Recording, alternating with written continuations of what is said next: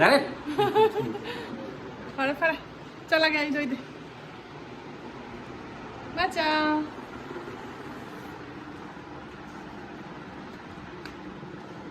Mayam ngasi dagi di Anaoba chaahi change mayam puna mangpu yaifa mangol pijari nunga yaifa na jauduna leminasi mayam puna muk say Happy New Year. Shubho Noboborsho. Shubho Noboborsho. So, ada meter ono mo hairo. Anaoba chaahi gi yaifa mangol pijari mayam. Thank you. Hello ma'am, ngasi video sidi tanggalak pase katang thenge boisaki ek tarik ta tanggat kadabado aidi ngasi se khara thenge nongni chonda gare ado jaha oire hujik ayuk ki morning walk tagi oina tanggale manabi ga aiga morning walk chalure onupurna ghat ki bridge tu gi mathak tagi makha kaptha base jam phajai adugi view ma dumaina jengalak pani adugi chatle ma'am so chatnari akoi subum hak chalure ma'am sajibu gi tinggat ngai chasal laga hujik morning walk chali kamu mathen makoi tauba poila namit ki adu ma'am mu yang halak ke mathang Maning dari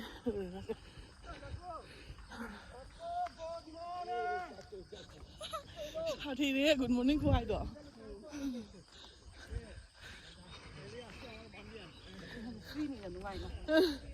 Ada tadi one clear rồi.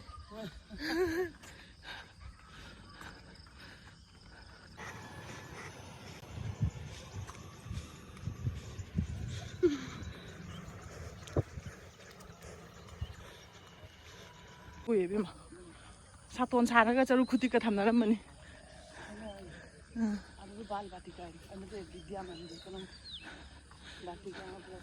बाल बाटिका साई शिक्षा विद्या मंदिर ma'am adugi ayuk ki dumne champa kai ka dry fruits khara hapchalaga ngore adugi khara chot pasu khara poha type ta mu khara janam na sombas tawraga mu ngore ayuk sidi jamna tan hodre dum tan khara ga adugi di jubi maku khara hapchalaga kaino singra type ta dumaina humari ma dumaina dum khara ne pasing sunaga gi dum khara tawna horaga dum ayuk sidi ko ma'am dum chaminare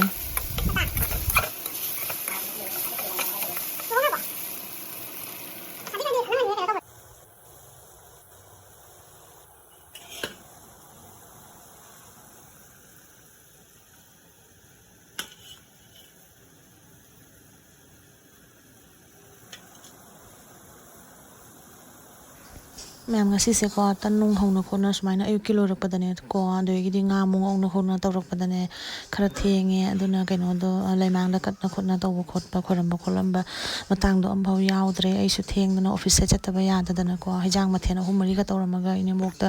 madum aloiba matangi khaidok khotok pro ta horaina aidum chatle office ta aduna chamin thakmina bagi matang budi yaudre adu thongbagi matang kai krak jawi adu dum ma'am de nghalake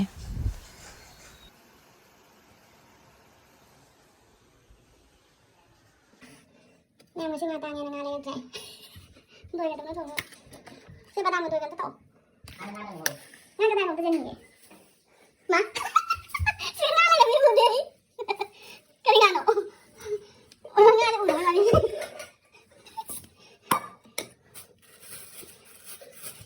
thì chắc là sẽ không được vào đây thôi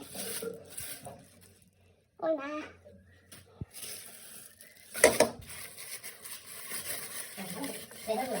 wow, cây cột chứ?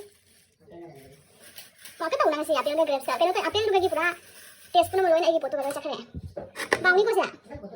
Lagi water juga dia water juga ni.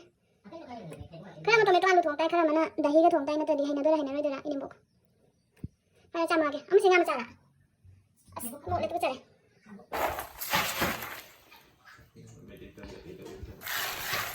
Jam khara ngauraga ase maku se lothoga ne dugan gando da bega tawraga ta ani ase hana khatang inghali be ingri maku se ambau chatloi na ya de ba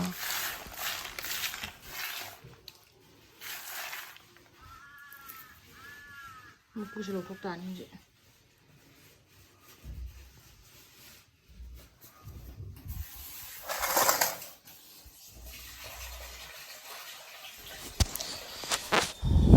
ngase chamba loraga mayam cha khana thongalani cheng chamage tawri poila numinina haijang hana thongbado ulta ga oirani cha khana thongaga chak to thongba loraga duge haijang do tawnabagi malab karamana hana karambana kona mathang manaw naw tawse ay poila numinna aduna cheng chamaga cha khana thagalle adugi di mukanga khara su jawre adu su ngauge na tawre adu su yengminasi Meamuka nga se ko tomato alu taw na thong gai na taw bani ko adune khangba asigi keno nga sina akhoi gi na chobi saram khunda leyaba na chobi ga mam chawga moi bani tani moi bani ki kharap thinna bai na khatang khaidok pa matu mari manga khaka matha mani khaka taw na ne se na moida ada thilu na bai na ahana ni ta lei ada su ko dum sajibu chahi khuding gi dum akhoi su sajibu khangde jasa occasion khuding gi dum akhoi na chobi mam chawga dum thil leba ko adugi moida pina be tonga na khaidoe ade sina khara lei hauba duna akhoi na keno afaba matum singduna ne ko Musiga elaichi tawraga marinate tawraga ngatang thamme asiga haldi jira karimbo hap kanoina dumaina hai aduna asi marinate tawbase khali ka kainoga guru musiga adegi kainoga elaichi kekra thum khara hapaga marinate tawna thamme side ta ada khara lehobasina dum ngauthoga thammani kona tomato alu ga dum thongna ba khota baina ko ado miyam asi mawongi thongbase ko doi ga badam ga tawraga thongbase khatang di minute changbai badam su badam kuphan gani doi grinder tawni khotkani ado aina amu bhau su tawjadri ko mina budi ko katla doi ana thonga chane yai do katla ga di natre baw ga tawraga doi su thongba ko chiche su dum chai hawe khotle haiba do ga di aisu try tawjabani miyam soiba khotpa jaw su dum miyam takpira u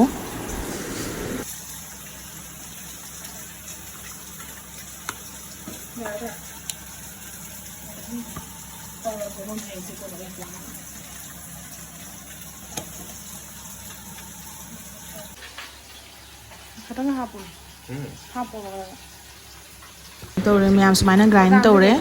badam ga doi ga se punna dum grind taw sale tongan na grind taw su ka sukai de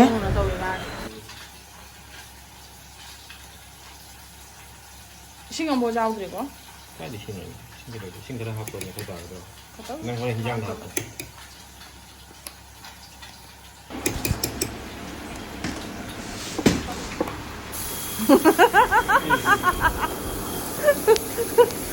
Mema ona video da hapa kanwai ga hapa yana ona magi kaino soiba kai ai tilo kai ka soiba katari sina ko utlei ona kaino da hapa kanwai dina camera da vlog ta jahola kanwai na ikai je na mamai se on do ga lei gare do aina dum hapa I me se so asigana meyam singa adogi tilo ga ko paste tawre siga adu meyam dum chanam chaba kangbu di chanam so hapa jai akhoi di chanam se jam sijina de aduna tilhoga singa doi morok tek pasu jam hap ka noin hai bani na morok tek padi amani tang dum hap siga sujan dare mapung moina dum hap pe muka nga su ngoba lore meyam sina tomato alu ga thong ga na khalam bani adu thong mo khot padu ai ngamodre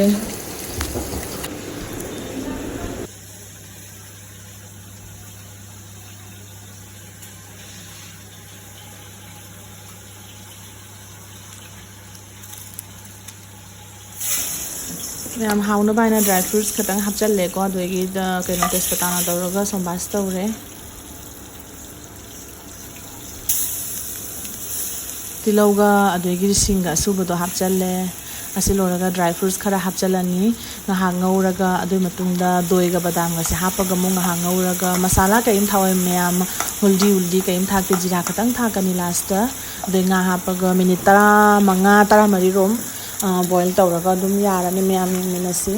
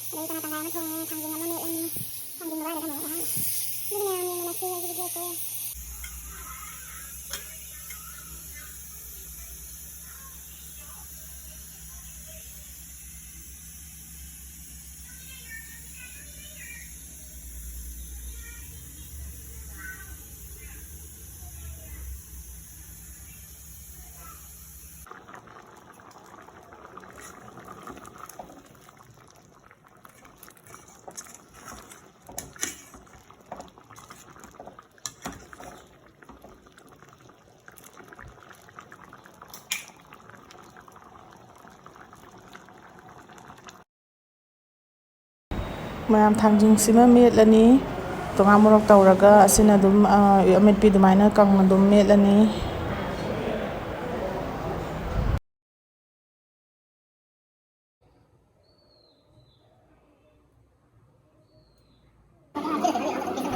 ꯑꯁꯤꯅ ꯃꯌꯥꯝ ꯃꯤꯁꯇꯤ ꯈꯔꯅꯦꯀꯣ ꯃꯌꯥꯝꯗ ꯖꯦꯟꯅꯕꯒꯤ ꯃꯃꯥ ꯍꯣꯏ ꯆꯤꯆꯦ ꯍꯣꯏꯗꯁꯨ ꯖꯦꯟꯅꯕꯒꯤ ꯑꯩꯅꯅꯦꯀꯣ ꯃꯤꯁꯇꯤ ꯈꯔ ꯂꯧꯅꯕꯒꯤ ꯁꯤꯅ ꯀꯣꯏꯂꯥꯗ sample ꯈꯔ ꯃꯥꯅ ꯄꯨꯔꯛꯄꯀꯣ ꯑꯗꯣ ꯆꯥꯕꯗ ꯌꯥꯝ ꯊꯨꯝꯃꯤ ꯑꯗꯨꯅ ꯂꯧꯗ꯭ꯔꯦ ꯑꯃꯨꯜ ꯁ꯭ꯋꯤꯠꯇꯒꯤ ꯑꯣꯏꯅ ꯀꯩꯅꯣ ꯔꯁꯃꯂꯥꯏꯗꯣ ꯅꯠꯇꯅꯦꯀꯣ ꯀꯨꯟꯊ꯭ꯔꯥ ꯑꯗꯨꯃꯥꯏꯅ ꯇꯧꯅ ꯀꯨꯟꯊ꯭ꯔꯥ ꯑꯗꯨꯃꯥꯏꯅ ꯇꯧꯅ ꯂꯧꯔꯒ ꯑꯩꯈꯣই ꯃꯔꯤ ꯃꯇꯥ ꯃꯌꯥꯝꯗꯁꯨ ꯑꯗꯨꯝ ꯈꯔ ꯑꯗꯨꯝ ꯖꯦꯜꯂꯦ ꯃꯌꯥꯝ ꯁꯨꯃꯥꯏꯅ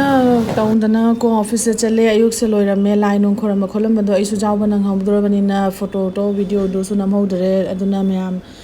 ꯀꯩꯅꯣ ꯇꯧꯔꯦ ꯑꯩꯁꯨ ꯊꯥꯡꯒꯠꯂꯛꯇ꯭ꯔꯦ ꯑꯁꯤꯅ ꯑꯃꯨꯛ ꯁꯟꯊꯥꯗꯀꯣ ꯑꯩꯒꯤ ꯏꯃꯥꯟꯅꯕꯤ ꯃꯥꯅ ꯇꯟ ꯅꯨꯡ ꯄꯤꯊꯥ ꯋꯥꯊꯥ ꯍꯧꯅ ꯃꯌꯥꯝ ꯑꯃ ꯄꯣꯔꯛꯑꯦ ꯑꯗꯨ ꯃꯉꯣꯟꯗ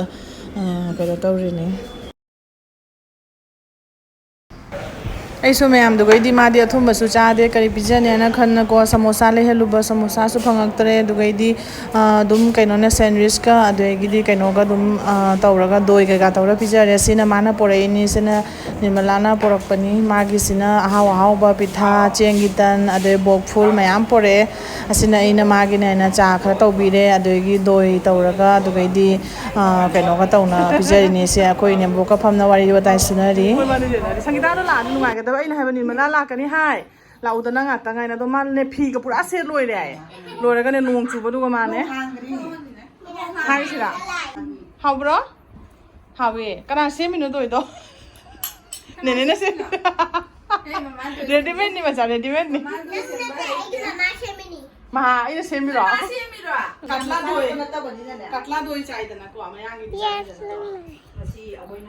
ꯍꯩꯅꯕ ꯍꯩꯅꯗꯕ ꯂꯩ ꯊꯥꯏꯅꯒꯤ ꯃꯤꯅꯤ ꯍꯩꯅꯕ꯭ꯔꯥꯗꯣ ꯅꯪ ꯑꯩꯒ ꯀꯥꯞꯅꯁꯤꯁꯦ ꯅꯪ ꯑꯩꯉꯣꯟꯗ ꯀꯥꯞꯄꯣ ꯑꯩ ꯅꯉꯣꯟꯗ ꯀꯥꯞꯄꯛꯀꯦ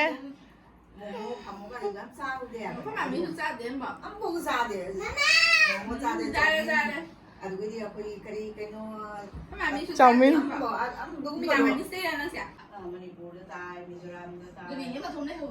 ꯂꯩꯍꯧꯔꯤꯅꯤꯗꯣ ꯑꯉꯥꯡꯒꯤ ꯁ꯭ꯀꯨꯜ ꯆꯠꯄ ꯈꯣꯠꯄ ꯀꯞꯀꯅꯨ ꯗꯨ ꯃꯣꯕꯥꯏꯜ ꯗꯨ ꯐꯣꯇꯣꯗ ꯐꯖꯔꯔꯣꯏ ꯗꯤꯌꯥꯃꯨ ꯇꯧꯔꯣ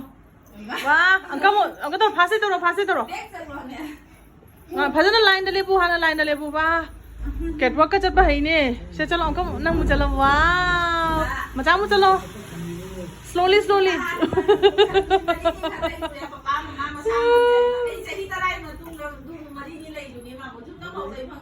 ꯑꯇꯩꯗꯤ ꯀꯩ ꯖꯒꯣꯏ ꯑꯃꯨꯛ ꯁꯥꯔꯣ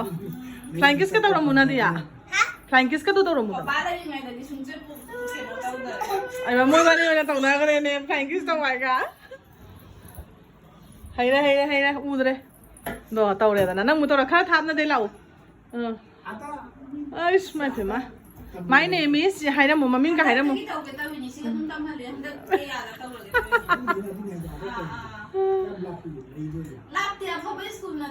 Hairamu, my name is Hairamu. My name is Singhay and be like some Hairamu. Ma'am लोरे हुजिकान की अंगांग से कई तकनींगाई लेतरे मोबाइल लगी लोने एक्सपर्ट होइरे फैशन शो थोक्तोरे है माई मागी फैशन शो ने दिना कैटवॉक चटपा होगरे मै फैदोक फजिन तौदना हाई तौदना फ्राइंकिस तौदना समाई तौना तौमिनारे नुंगाइना दुम चाना थगना सजिबु सु दुम नुंगाइना कटाई घरे दो मैम आईदी कनो तौरे सजिबु की कनो से पहिला बैसाखी वीडियो से असिगदिने को आइना कनो जाहौदरे को मथे मकोय फजना तौना नंबर खोट अदु जाहौदरे अदु मते थांगले मैम असमाई तौना वीडियो से मतंग सिगा लोसलगे मैम दियागा ममागा सु हनगरे दो बेटिया कोसु दु धांगी चाना थगना बमु अंकम तौरे दो इनेबोगना कनो माउंड आथबी अखो जिंगी पान बावा थबी मगा दे मुरी खरगा दु नोय ममा पिजरु जॉइन दु हापी रे अदनी मैम मतंग सिदा वीडियो से लोसलगे मैम जेंगबिउ लाइक शेयर सब्सक्राइब तो मैम थैंक यू